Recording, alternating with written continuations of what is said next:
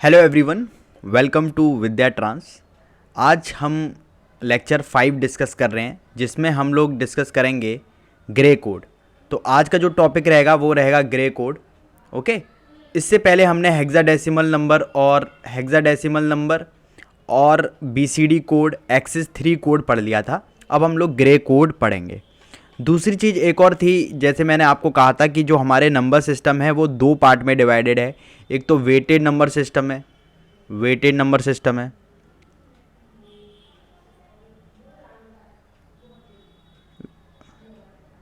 Weighted system है, एक unweighted system है। तो ग्रे कोड जो है वो अनवेटेड सिस्टम में आता है। ठीक है, एक है ये सेम टू सेम यहाँ पे लिख देना, वेटेड सिस्टम। ओके, तो ग्रे कोड जो होता है वो अनवेटेड सिस्टम में आता है। ऐसा क्यों है भाई, और वेटेड और अनवेटेड का क्या मतलब है ये भी हम देखेंगे आज। तो मैं बता देता हूँ आपको। वेटेड जो होता है वो पोजिशनल सिस्टम होता है। ये इसमें पोजीशन का कोई फ़र्क नहीं पड़ता। पोजीशन का मतलब क्या है?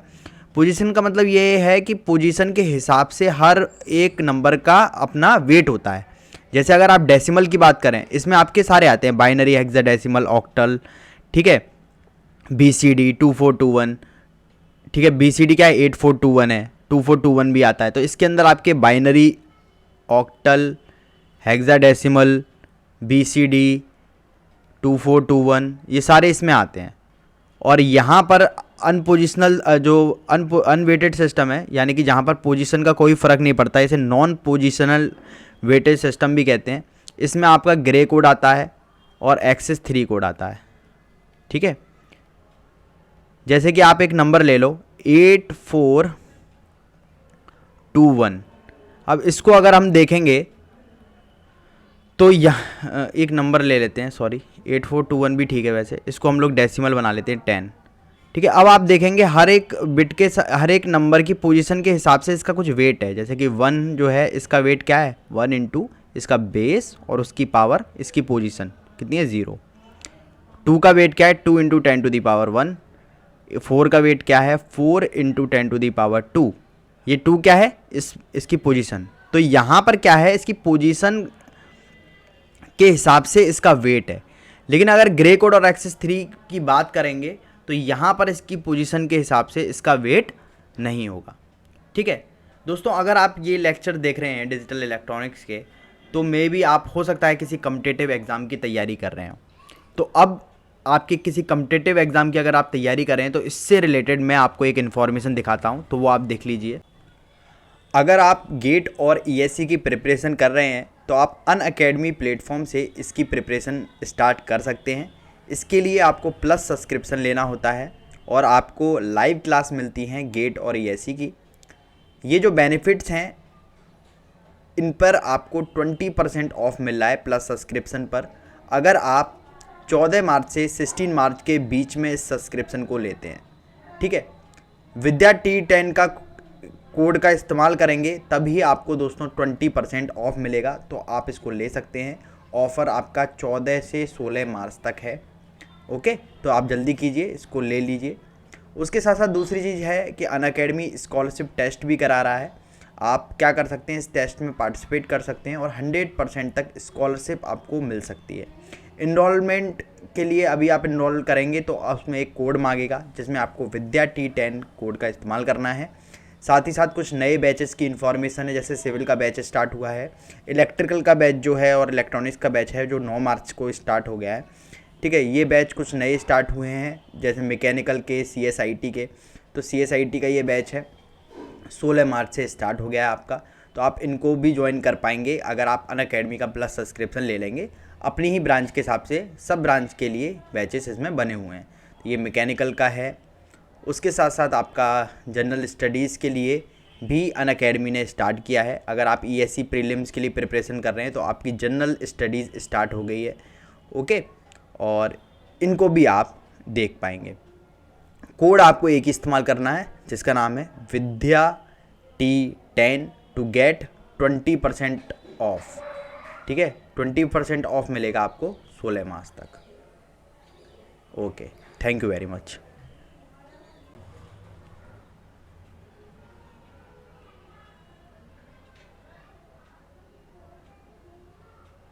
ठीक है, अब हम लोग ग्रे कोड से कंटिन्यू करते हैं। तो हमने यहाँ पर समझ लिया कि हमारा वेटेड सिस्टम और अनवेटेड सिस्टम क्या होता है। यहाँ पर पोजीशन का कोई फ़र्क नहीं पड़ता, ठीक है। कोई भी जो बिट, जैसे मैं लिख दूँ यहाँ पे 1 1 0 1, ठीक है। अब इसमें ये नहीं है कि भाई इस बिट की पोजीशन की वजह से कोई अंतर पड़ेगा, ये सब का मान बराबर है, ठीक है। पोजीशन की वजह से कोई अंतर यहाँ पे नहीं पड़ेगा। अब हम लोग देख लेते हैं ग्रे कोड को थोड़ी डिटेल में, ठीक है। अब कैसे कन्वर्ट करते हैं, तो सबसे पहले तो कन्वर्जन आता है।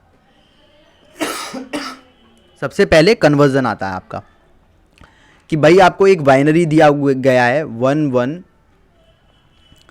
1 0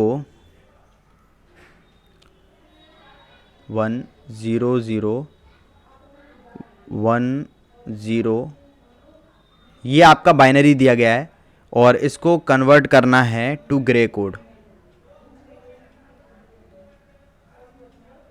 ठीक है। अब इसको कैसे कन्वर्ट करेंगे, तो यहाँ पर 1 0 0 1 0 है और ये है आपका बाइनरी, और इसको आपको कन्वर्ट करना है ग्रे में। तो आपको क्या करना है, ये है आपकी मोस्ट सिग्निफिकेंट बिट, इसको ऐसे का ऐसे उतार लो, ठीक है। फिर इसको इसमें ऐड करते जाओ,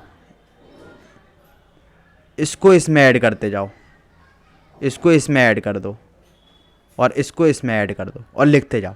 तो 1 को 0 में ऐड किया तो 1 आया, 0 को 0 में ऐड किया तो 0 आया, 0 को 1 में ऐड किया तो 1 आया, और 1 को 0 में ऐड किया तो 1 आया। तो ये आपका बाइनरी टू ग्रे कन्वर्जन हो गया। अब इससे फ़ायदा क्या होता है, ग्रे नाम क्यों पड़ा पता है, ग्रे किसी फ्रैंक, पता नहीं ग्रे करके साइंटिस्ट का नाम है, उसने दिया था इसको, ठीक है। फ्रैंक ग्रे था, मे बी, आप सर्च कर सकते हो इसको, है ना। तो ये देख लीजिए आप, इस तरह से ग्रे कोड में कन्वर्ट हो गया। इसको हम मिनिमम चेंज कोड भी कहते हैं। और इसका भाई किसी भी कोड का किसी वजह से ही तो आपका आविष्कार हुआ होगा, उसने जब ग्रे कोड बनाया तो किसी बात की वजह से बनाया होगा ना। तो आप अभी देखेंगे इसमें एक खास बात है, इसमें क्या होता है, बिट का मिनिमम चेंज होता है, तो इसको मिनिमम चेंज कोड भी कहते हैं। अभी मैं आपको दिखाऊंगा कैसे। तो इसको हम लोग कहते हैं मिनिमम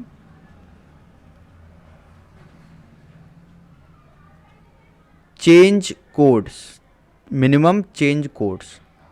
और इसकी एप्लीकेशन जो है इनकोडर्स वगैरह में है, ठीक है। ये स्विचिंग ऑपरेशन को भी कम करता है। इन बातों का अभी बताने का कोई मतलब नहीं है, अभी मैं आपको जब दिखाऊंगा तब मैं ये सारी चीज़ें आपको दोबारा से बताऊंगा, ठीक है। अभी देखिए, तो आप अगर यहाँ पर बाइनरी नंबर लिख लें, बाइनरी BCD आप लिख लो यहाँ पे अगर आपने बाइनरी लिख लिया 0 0 0, ठीक है। 3 कॉम्बिनेशन ले लेते हैं हम, ठीक है। ये आपके बाइनरी कोड हो गया BCD,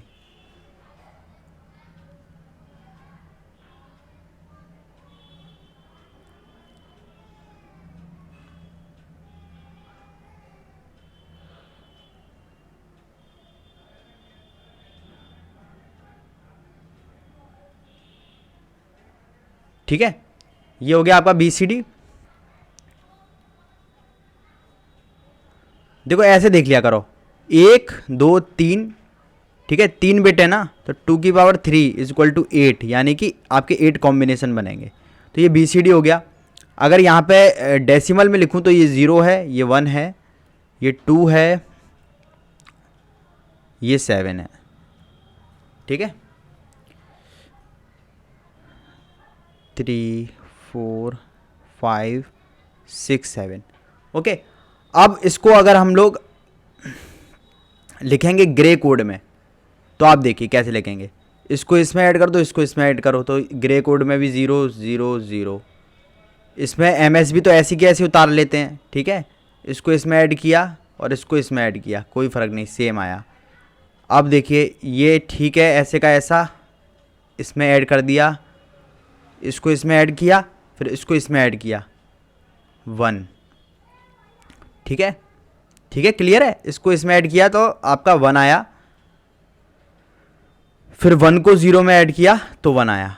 ओके, अब इसको इसमें ऐड किए करेंगे और इसको इसमें ऐड करेंगे तो 0 0 1 0। यहाँ पे देखो 1 1 0, यहाँ पे देखो 1 1 1। ओके, यहाँ पे देखो 1 तो ऐसे उतार लेते हैं, MSB ये होती है MSB मोस्ट सिग्निफिकेंट बिट, इसको ऐसे का ऐसे लिख लो, इसको इसमें ऐड कर दो, तो इसको ऐड किया तो 0, कैरी का कुछ नहीं करते, ठीक है। फिर उसके बाद इसको इसमें ऐड किया फिर 1, ठीक है। तो ये 1 आया, ये 0 आ गया, फिर 0 आ गया। अब आप इस चीज़ में गौर से देखिए, जो मैंने कहा था ना मिनिमम चेंज कोड है ये। तो अगर आप 3 और 4 में कंपेयर करें तो देखिए 3 और 4 में हम लोग कंपेयर करके देखते हैं। 3 और 4 में अगर आप गौर से देखें तो आप देख रहे हो यहाँ पे 1 to 0 हो रहा है, चेंज हो रहा है। एग्री करते हो आप लोग मेरी बात से? चेंज हो रहा है 1 to 0। यहाँ पे देखिए, यहाँ पे भी 1 to 0 हो रहा है, चेंज हो रहा है। एग्री करते हो तो कमेंट में यस लिख दो। यहाँ पे देखिए, यहाँ पे भी चेंज हो रहा है।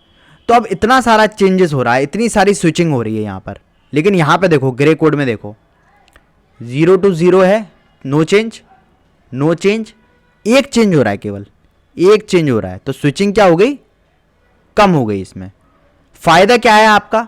इसकी एप्लीकेशन इनकोडर्स में है। जब बिल्कुल हाई स्पीड एप्लीकेशन होती है ना, मैं देखो PLC प्रोग्रामिंग बहुत अच्छे लेवल पे पढ़ाता हूँ, तो मुझे इसकी एप्लीकेशन पता है कि जब आपके हाई स्पीड में काम होता है तो इनकोडर के चीज़ में बार बार बिट चेंज नहीं कर सकते आप, ठीक है।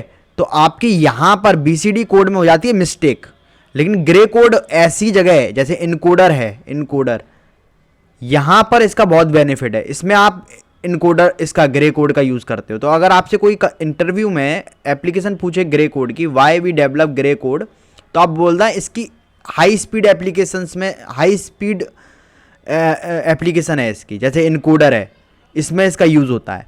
इस पर एक फुल वीडियो बन सकता है, ठीक है, इस पर एक फुल वीडियो बन सकता है, तो उसको मैं आपको बहुत डिटेल में बताऊंगा, ठीक है। इसमें काफ़ी डिस्क विस्क के साथ आपको दिखाना पड़ेगा।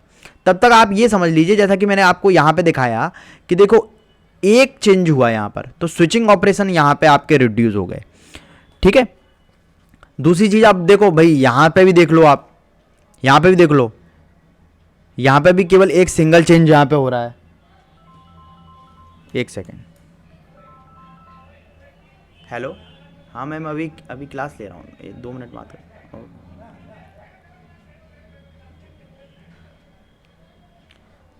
हाँ ठीक है जी।